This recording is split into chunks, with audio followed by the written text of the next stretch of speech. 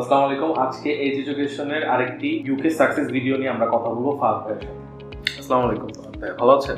ওয়ালাইকুম আসসালাম, আলহামদুলিল্লাহ ভালো আছি। ভাইয়া, আমাদেরকে বলেন এজ এডুকেশনের সাথে আপনার জার্নিটা কিভাবে আপনার আসা হলো এখানে?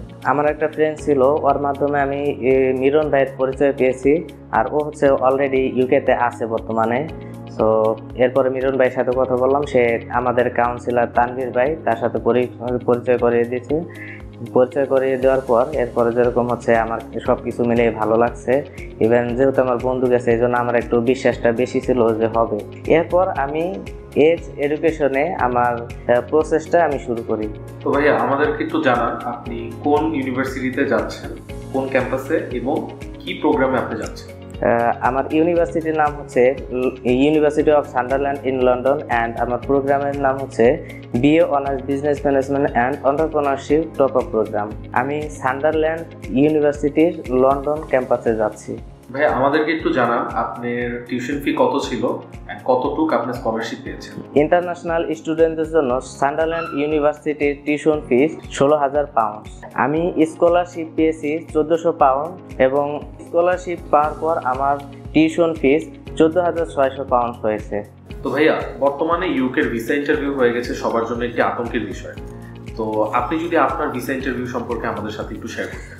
আসলে ভাগ্যক্রমে আমার ইউকে ভিআই ইন্টারভিউটা হয়নি, এই জন্য আমি একটু খুশি ছিলাম। যে প্রথম আমি আপসেট ছিলাম যে ইন্টারভিউ হবে, আমি অনেক পড়ছি, কিন্তু পরে দেখি যে আমার ইন্টারভিউটা লাগে নাই। তাহলে ভাইয়া, আপনার ভিসা অ্যাপ্লিকেশন ডেট থেকে ভিসা ডিসিশন ডেট পর্যন্ত কিরকম টাইম লেগেছে? আমি 10 ডিসেম্বর ভিসা অ্যাপ্লিকেশন করি, 11 ডিসেম্বর আমার অ্যাপয়েন্টমেন্ট ছিল, 14 ডিসেম্বর ফাইনালি আমি আমার ভিসাটা পাই। সো আমি 3 দিনেই আমার ভিসাটা পেয়েছি। এটা আমার জন্য একটা মিরাকেল ছিল।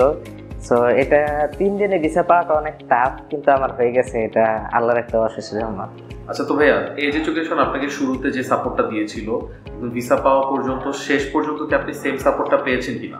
জি, তারা সব সময় যেরকমটা বলেছিল আমি ওইরকমটাই পেয়েছি, এবং তাদের সাপোর্ট সব সময় ছিল।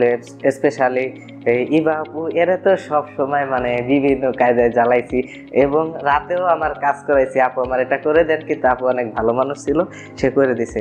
আর সুপ্রিয়া আপু, সে ইন্টারভিউর জন্য আমাদের প্রিপারেশন দিছে, সে অনেক রাগারাগি করতো, এটা তো আমার জন্যই করতো, কিন্তু সে একটু রাগারাগি করতো, কিন্তু সে অনেকটা ভালো মানুষ এবং অনেক হেল্পফুল, সবসময় হেল্প করে। শুরু থেকে আমি এরা আমাকে হেল্প করে আসতেছিল।